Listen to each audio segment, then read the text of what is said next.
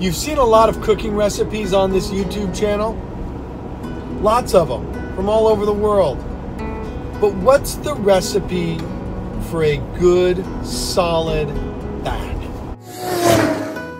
You see, there is an equation, there is a recipe, a series of things that you need, and an order in which you need to put them in order to have a strong, healthy back. Now, there are exceptions, and things can not always work as we hope that they would, because the equivalent of having an oven that doesn't get up to temperature could happen. You could have a genetic predisposition to a problem that complicates your situation with your back. But in general, there is a recipe for success. And the recipe for success is this: have a strong core. Avoid accidents and injuries. Compressive accidents, torsional accidents with lots of twisting are not good. Keep your core strong by doing exercises to keep your core strong. Sit-ups, crunches, planks, and the like.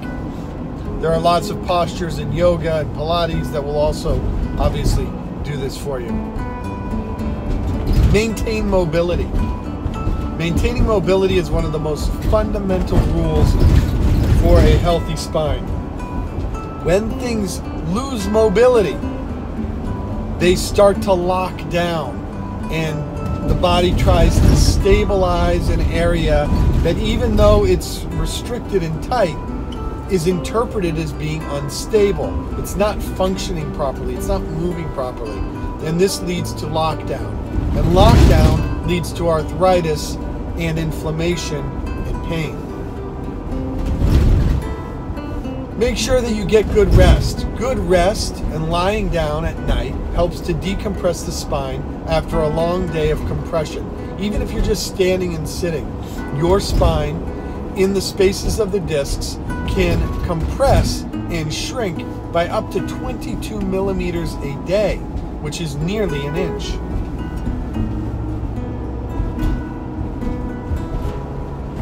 Maintaining flexibility in the muscles, again, is very important.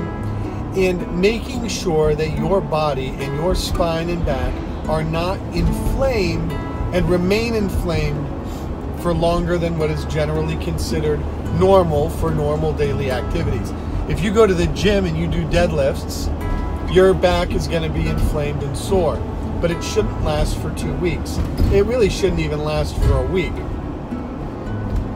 If you have chronic inflammation in and around the spine, you're going to be more likely to have problems with arthritis and degeneration and restriction and pain and vulnerability to future accidents.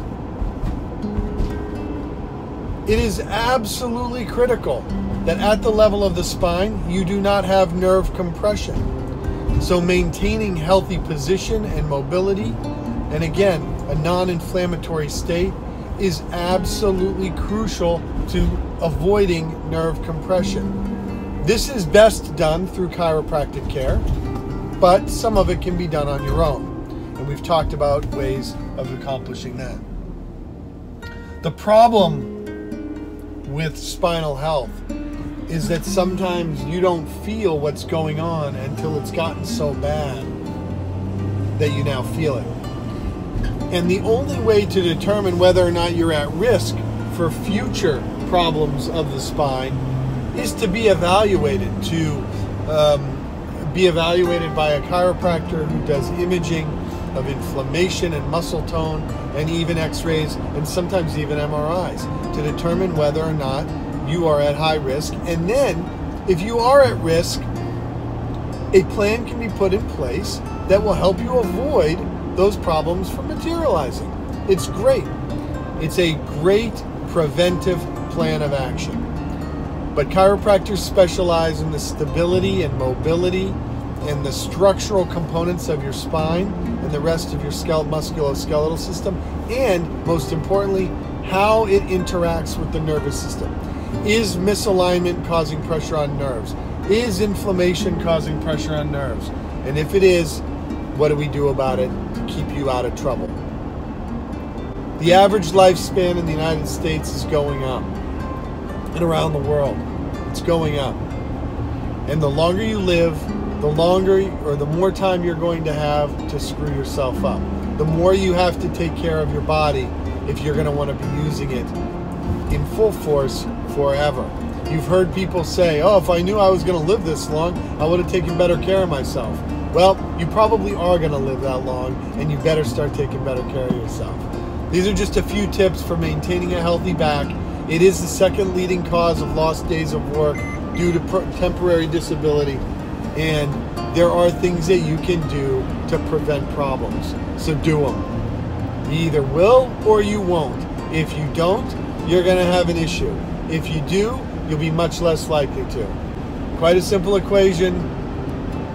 Hope you take my advice. Thanks for watching. Have a great day and a great week. I appreciate you. I appreciate your time. And I'll see you around.